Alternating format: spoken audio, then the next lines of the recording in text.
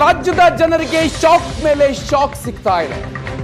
KERC ಇದೀಗ shock ಮೇಲೆ shock ಕೊಡ್ತಾ ಇದೆ. ಕೆಪಿಟಿಸಿಎಲ್ ನೌಕರರ ಪಿಂಚಣಿಗೆ ಹಣವನ್ನು ಹೊಂದಿಸೋದಕ್ಕೆ ಜನರ ಜೇಬಿಗೆ ಕತ್ತರಿ ಹಾಕೋದಕ್ಕೆ ಮುಂದಾಗಿರೋದು.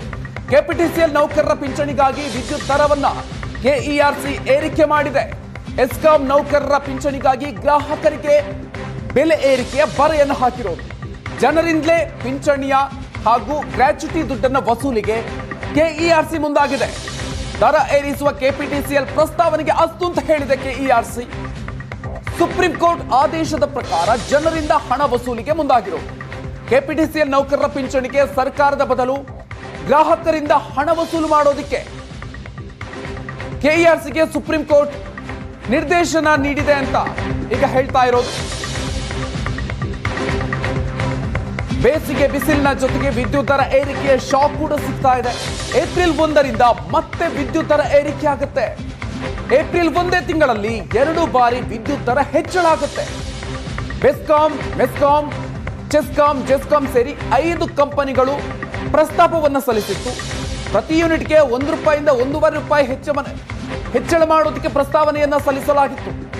ಆರ್ಥಿಕ ಸಂಕಷ್ಟದ ನೆಪವನ್ನು ಒಡ್ಡಿ ದರ ಏರಿಕೆಗೆ ಎಸ್ಕಾಂಗಳು ಬೇಡಿಕೆಯನ್ನು ಇಟ್ಟಿರೋದು. ಕಳೆದ ವರ್ಷ ವಿದ್ಯುತ್ ದರವನ್ನ ಇಳಿಕೆ ಮಾಡಿತ್ತು ಕೆಇಆರ್ಸಿ. ಈ ಬಾರಿ ವಿದ್ಯುತ್ ದರ ಏರಿಕೆ ಅನಿವಾರ್ಯ ಅಂತ ಹೇಳ್ತಾ ಇದೆ.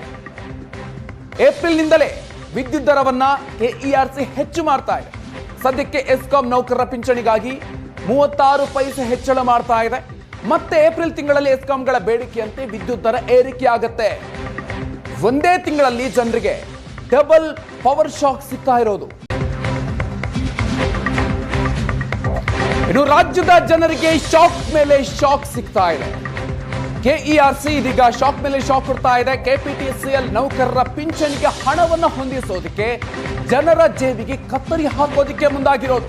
ಕೆಪಿಟಿಸಿಎಲ್ ನೌಕರರ ಪಿಂಚಣಿಗಾಗಿ ವಿದ್ಯುತ್ ದರವನ್ನ ಕೆಇಆರ್ಸಿ ಏರಿಕೆ ಮಾಡಿದೆ.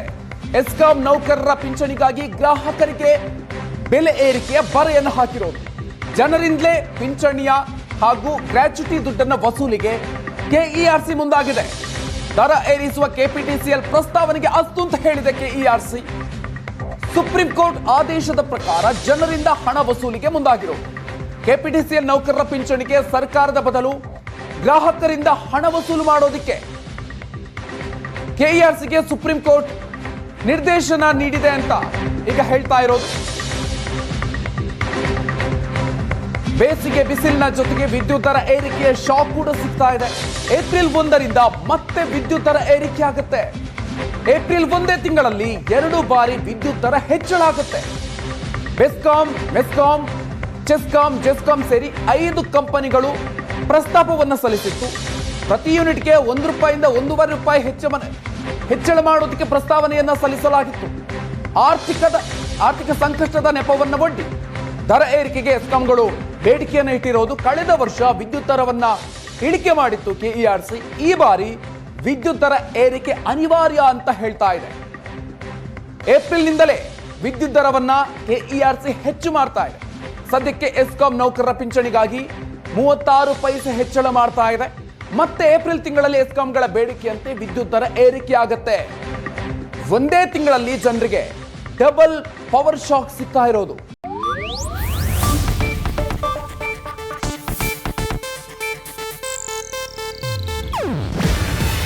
ಇದು ಏಷ್ಯಾನೆಟ್ ನ್ಯೂಸ್ ನೆಟ್ವರ್ಕ್ ಪ್ರಸ್ತುತಿ.